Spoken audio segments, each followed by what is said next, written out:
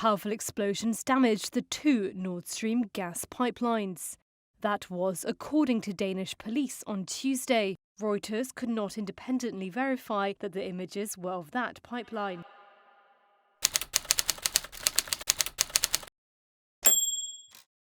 The United States is the world's largest consumer of oil, accounting for about 20 million barrels of oil per day, or 21% of the world's share. So what happens if the supply suddenly dries up? That's where the Strategic Petroleum Reserve comes in. The Strategic Petroleum Reserve was established in the 1970s in response to the oil crisis. It's a massive stockpile of crude oil stored in underground caverns along the Gulf Coast. But why does the government need such a large reserve of oil?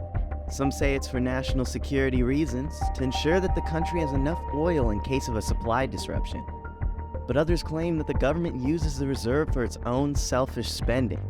It's described as being a tool to supplement federal spending, but the government doesn't specify what federal spending entails. It should be noted that this is considered a strategic asset rather than a financial one. As such, it would not be appropriate to use the oil to pay for the government's debt or fund military excursions, as this would undermine the reserve's intended purpose of ensuring the nation's energy security.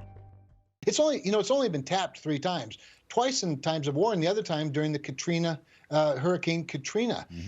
We made ourselves dependent again, Larry. It's so absurd. It's so wrong economically, from a national security standpoint, just from a geopolitical common sense standpoint. We should be using our resources to influence the world rather than being influenced by the world. According to reports, the government has dipped into the reserve to fund military operations and to offset dramatic crude oil price fluctuations in times of crisis or emergency. It should be known that the reserve fulfills its intended purpose by becoming a fallback in an event of economic instability and to ensure overall security.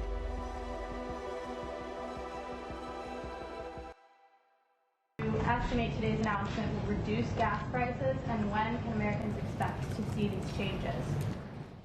That's a really important question, and there's no firm answer to it, but prices already came down when it was announced ahead of time that Biden was going to release so much energy from so many barrels of oil from the Spro. They're already come down. My guess is we'll see it come down, continue to come down, but how far down, I don't think anyone can tell. And there's going to be a slight delay, because if you go out there and you're a gas station and you purchased X amount of gas at a certain price, you're not going to lower the price of the pump until you're able to get back what you invested. And that, I'm talking matter of, I think, days and weeks. But it's hard to tell. And the other thing is, but it will come down. And indeed, the government has released oil from the reserve in the past to stabilize prices, such as during the Gulf War in the early 1990s. The world at large has stood at the forefront of drastic economic changes over the last 4 years.